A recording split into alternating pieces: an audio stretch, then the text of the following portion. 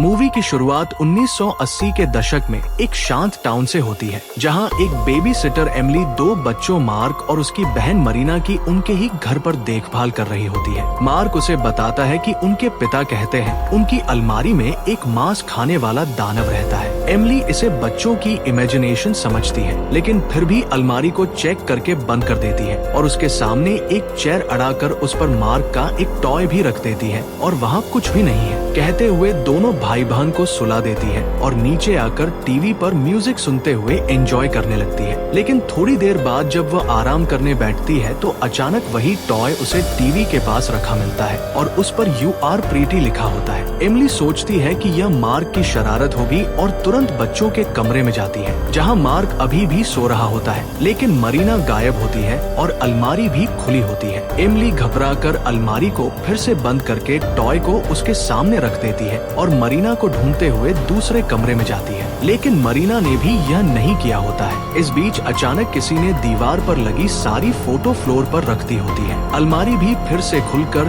Toy अब माँ के बेड पर रखा होता है और इस बार उस पर "बी माइन" लिखा होता है। एमिली का डर बढ़ जाता है। वो फिर से मरीना के पास जाती है, लेकिन इस बार किसी ने मरीना का भी मुंह बांधकर उस पर "फॉरएवर" लिखा कागज रख दिया होता है। एमिली घबराकर फोन चेक करती है, लेकिन किसी ने फोन की वायर भी काट रखी होती है। तभी अचानक टीवी पर एक वीडियो टैप भी अपने आप चलने लगता है और उसमें एक डरावना नकाबपोश इंसान एनवर लिखा पेपर पकड़े खड़ा दिखता है। एमिली बुरी तरह घबरा जाती है और तभी वही नकाबपोश एमिली के पीछे आकर बेरहमी से उसकी हत्या कर देता है और इस पूरी घटना को वीडियो टैप भी कर लेता है। अब कहानी कुछ महीने आगे बढ़ती है और एक लड़की डीना अपने होम टाउन मतलब उसी टाउन लौटती है जहाँ उसका पूरा टाउन अभी हैलोवीन की तैयारियों में डूबा हुआ होता है। रास्ते में डीना को उसके पुराने स्कूल मेट्स चैड और विलिस मिलते हैं, जो थोड़े शरारती अंदाज में उसका स्वागत करते हैं। उनसे थोड़ी बातें करने के बाद डीना अपने पिता के लिए दवाइयाँ लेने मेडिकल स्टोर पहुंच जाती है। इसी दौरान टाउन के शेरिफ आर्नल्ड को अचानक अपने घर के सामने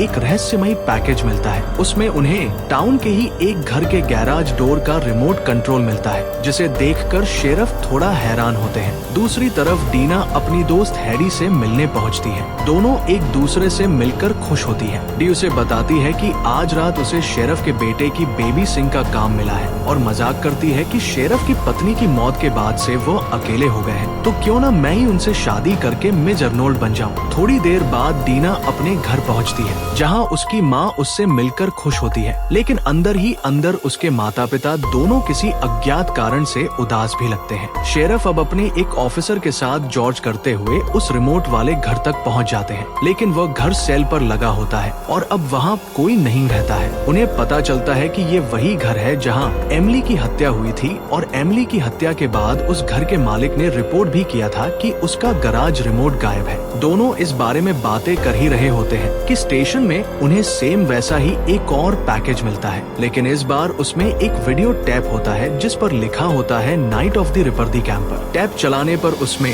उन्हें वही नकाबपोश कातिल जंगल में एक कैंपर की हत्या करते दिखता है, ठीक उसी तरह जैसे एमिली की हत्या हुई थी। शेरिफ को याद आता है कि जब उन्हें उस कैंपर की लाश मिली थी तो सबने उसकी मौत को सामान्य एक्सीडेंट बताया था। इधर डीना की दोस्त हेडी का अचानक पेट दर्द होने लगता है, जिस वजह से वह बेबी सिंह के अपने काम पर नहीं जा पा रही होती है। इसलिए वह डीना से शेरिफ के घर जाकर उसके बेटे का ध्यान रखने के लिए रिक्वेस्ट करती है, तो डीना भी मान जाती है और बेबी सिंह करने शेरिफ के घर जाने निकल पड़ती है। शेरिफ अब अपने ऑफिसर के साथ दोबारा उस कैंपर की मौत वाली जगह की जांच करने निकल पड़ते हैं। रास्ते में उन्हें एक फॉरेस्ट सर्विसेज ऑफिसर एलिजाबेथ मिलती है, जो सड़क पर एक्सीडेंट में मरे एक डॉग की लाश उठा रही होती है। शेरिफ थोड़ी देर रुककर उसकी मदद के लिए पूछते हैं और फिर से आगे बढ़ते हुए अपने ऑफिसर के साथ उस कैंपर की हत्या वाली जगह पर पहुंच जाते हैं, जहां जांच करते हुए उन्हें एक और वीडियो टैप वाला बॉक्स मिलता है और जब स्टेशन पहुंचकर वह टैप देखते हैं तो उस पर लिखा होता है "night of the ripper the baby sitter" और ये टैप एमिली की हत्या वाला होता है, जिसमें साफ दिखाई देता है कि नकाबपोश कातिल ने गैराज रिमोट का इस्तेमाल करके घर में घुसकर एमिली की बेरहमी से हत्या की थी। शेरिफ को अब यकीन हो जाता है जिन सारी मौतों को सामान्य मौतें समझा गया था, दरअसल वे सब एक सीरियल किलर द्वारा की गई हत्याएं थी।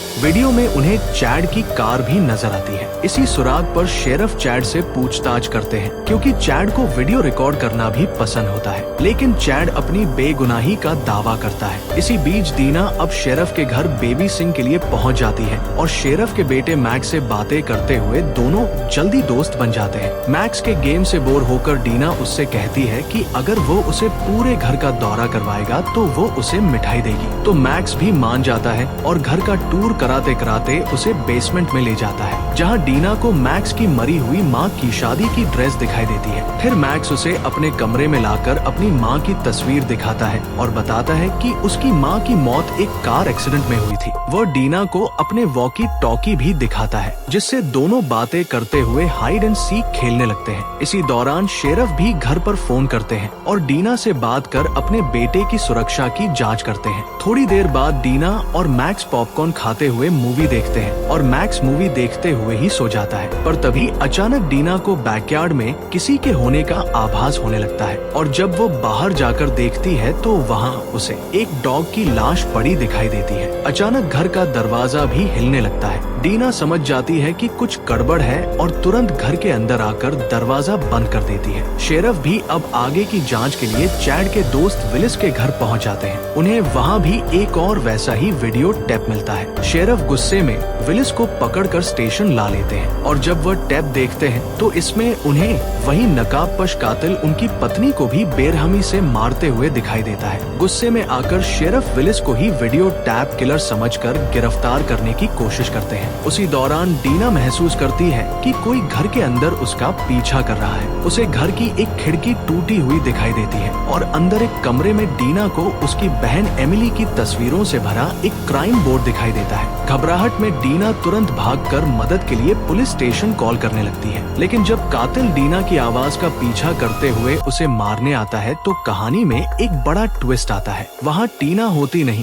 बल्कि वो अपनी फेक वॉइस रिकॉर्डिंग से कातिल को धोखा देकर खुद चुपके से उस पर हमला कर देती है और जब कातिल को होश आता है तो वो खुद को एक चेयर पर बंधा हुआ पाता है और उसके सामने एमिली की मौत वाला वीडियो टैप चल रहा होता है। लेकिन इस बार टैप में नकाब के पीछे कोई और नहीं बल्कि डीना खुद होती है, जो कातिल जैसा मास्क पहनकर असली कातिल को उकसा रही होती है। और धीरे धीरे जब कातिल अपना नकाब उतारता है तो असली चेहरा सामने आता है। वो कोई और नहीं बल्कि वही फॉरेस्ट सर्विसेज ऑफिसर एलिजाबेथ होती है और उसने ही एमिली कैंपर और शेरफ की पत्नी की हत्या की होती है। डीना उससे कहती है कि मुझे पता था कि आज तुम मैक्स की बेबी सिटर हैडी को मारने वाली थी, इसलिए ही मैंने हैडी को दवा देकर उसकी तबीयत खराब कर दी और उसके बदले मैं खुद यहाँ आ गई और मैंने ही मैक्स को बेहोश करके विलिस के हाथों से सुरक्षित हैडी के घर पर पहुँचाया ताकि वो मैक्स की देखभाल कर सके। एलिजाबेथ ये सुनकर हैरान रह जाती है और खुद को चेयर से छुड़ाकर डीना को ढूंढने निकल पड़ती है, लेकिन घर में उसे उसकी ही चाल की तरह डायरेक्शंस वाली कई चिट्ठियां मिलती है जो उसे एक वॉकी टॉकी तक ले जाती है। डीना वॉकी टॉकी पर उसे चिढ़ाती रहती है। हत्या करने की धुन में पागल एलिजाबेथ अब डीना को ढूंढते हुए घर के बाहर आ जाती है, जहां डीना उसे इशारा करके हेलोवन के गोस्टली फिगर से सजी एक जगह पर बुलाती है और चुपके से खुद भूतिया मेकअप में एलिजाबेथ के सामने आकर उसकी टांग में एक गोली मार देती है। और यहाँ असली राज खुलता है कि डीना दरअसल एमिली की बहन है और वह कातिल से अपनी बहन की हत्या का बदला लेने आई है। लेकिन जैसे ही वह ट्रिगर दबाने वाली होती है, अचानक पीछे से चैड आकर उस पर वार कर देता है और एक और खुलासा होता है कि चैड भी एलिजाबेथ का पार्टनर था और वही सारे वीडियो टैप रिकॉर्ड करता था, जबकि एलिजाबेथ अपने शिकारों को बेरहमी से मारती थी। दोनों मिलकर बेहोश डीना को घसीटकर वापस घर के अंदर ले आते हैं, जहां चैड एलिजाबेथ की टांग के जख्म का इलाज करने लगता है। डीना एलिजाबेथ को बताती है कि मुझे तुम पर तभी शक हो गया था जब तुम मेरी बहन के फ्यूनरल में आई थी और तभी मैंने तुम्हारा पीछा करके तुम्हारा ठिकाना ढूंढा और तुम्हारे ही सामान का इस्तेमाल करके तुमसे बदला लेने की योजना बना ली थी। तभी अचानक डीना के वॉकी टॉकी से विलिस की आवाज आने लगती है, जिसे सुनकर चैड समझ जाता है कि विलिस भी डीना की योजना में शामिल है और डीना से वॉकी छीनकर विलिस से संपर्क करने की कोशिश करता है, लेकिन उसमें भी डीना का प्लान होता है। अचानक वॉकी टॉकी ब्लास्ट हो जाती है और विस्फोट में चैड की मौत हो जाती है। एलिजाबेथ अब अकेली रह जाती है, लेकिन फिर भी वो किसी तरह डीना को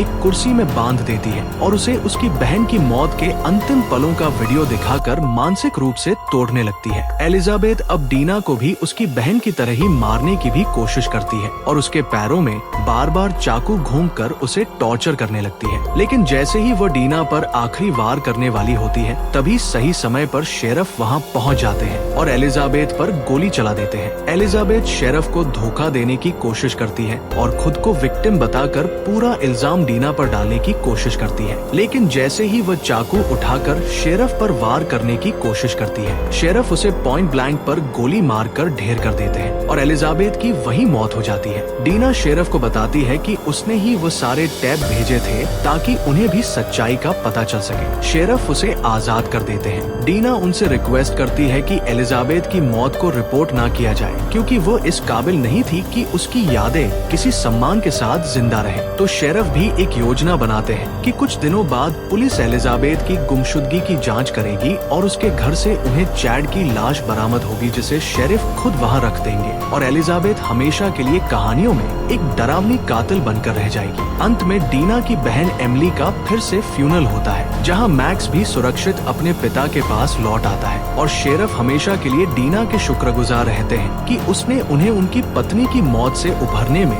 मदद की और डीना को भी अपनी बहन के कातिल से बदला लेकर आखिरकार शांति मिल जाती है। इसी के साथ मूवी यही खत्म होती है। उम्मीद है आपको कहानी अच्छी लगी होगी। कहानी अच्छी लगी हो तो चैनल को सब्सक्राइब कीजिए। Thank you.